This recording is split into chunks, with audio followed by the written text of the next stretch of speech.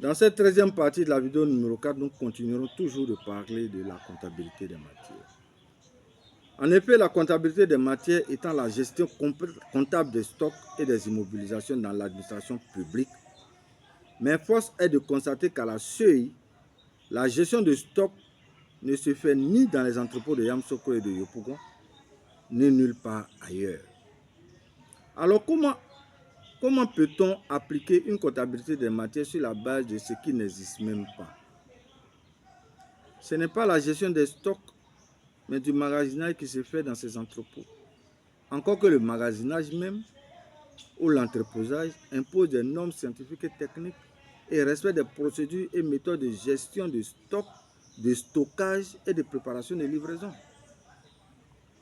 Ainsi, selon ces normes et procédures, l'on ne peut pas dire que le magasinage se fait même à la CEI. Tout simplement parce que ceux qui y travaillent n'ont pas cette connaissance. Et pourtant, ils gèrent des milliers d'articles en termes de volume. Certes, en termes de nombre d'articles, la liste est plus ou moins restreinte, mais en termes de volume et de valeur, les chiffres sont importants, pour ne pas dire colossaux. Ce qui nécessiterait donc une gestion professionnelle des entrepôts, en lieu et place de la gestion familiale qui était servie jusqu'en décembre 2023, nous l'espérons que c'est fini. Sinon, vraiment. Hier, tout comme aujourd'hui d'ailleurs, aucun responsable de la DOE et plus précisément de la sous-direction logistique ne peut répondre dans les 5 minutes qui suivent à une question sur le stock du matériel dont il a la responsabilité. Pas possible. Ils vont même prendre peut-être 2-3 jours. Ils vont refaire ce qu'ils avaient déjà fait. Ils n'ont pas rien.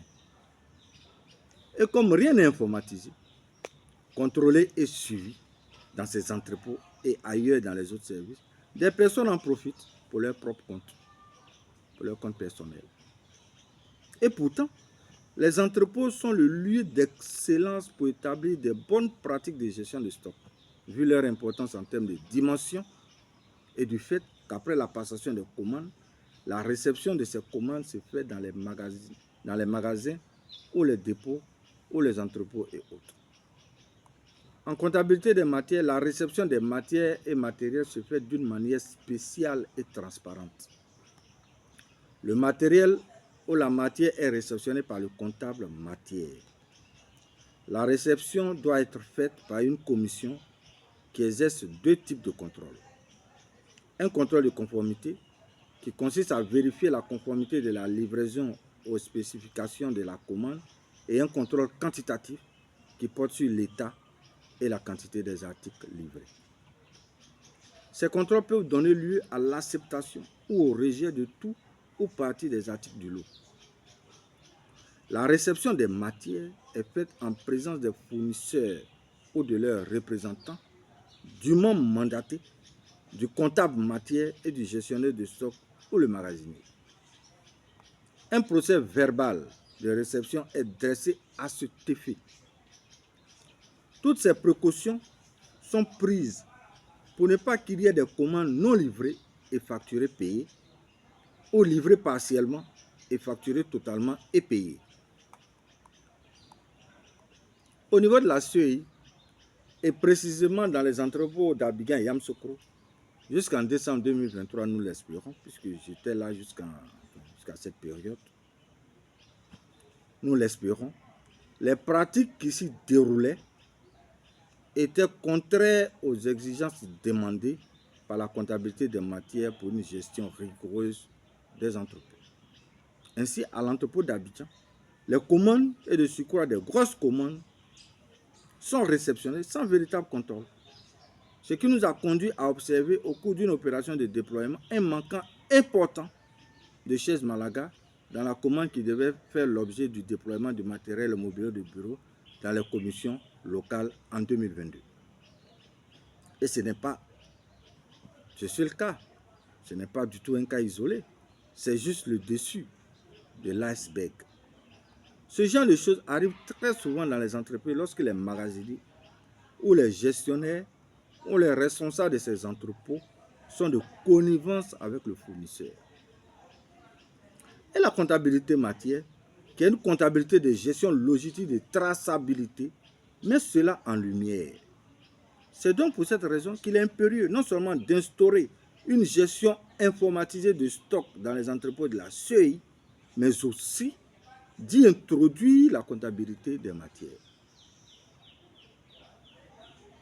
Pour y arriver, nous avons proposé la création du service de la gestion technique et logistique électorale à la sous-direction technique de la gestion logistique électorale des entrepôts et la création d'une sous-direction de la comptabilité des matières rattachée à la DAF, qui deviendra la direction administrative financière et de la comptabilité matière, la DAF-CM.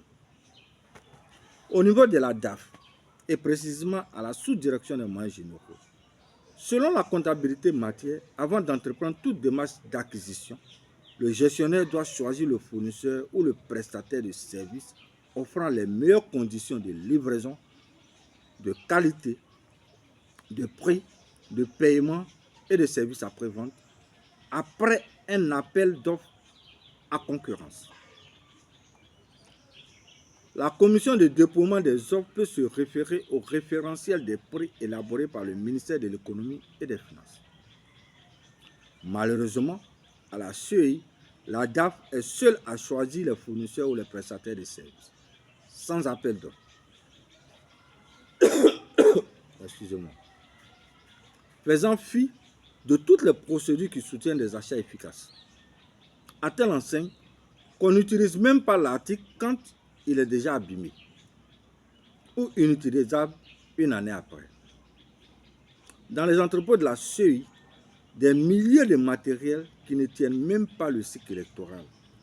Encore moins 2 cycles électoraux de suite s'y trouvent.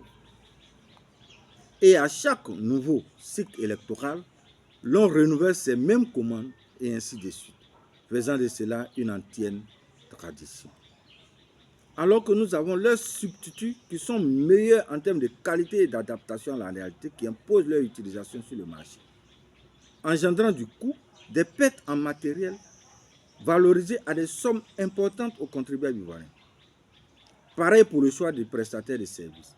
Toutes ces pratiques déboucheront probablement sur des surfacturations et autres malversations.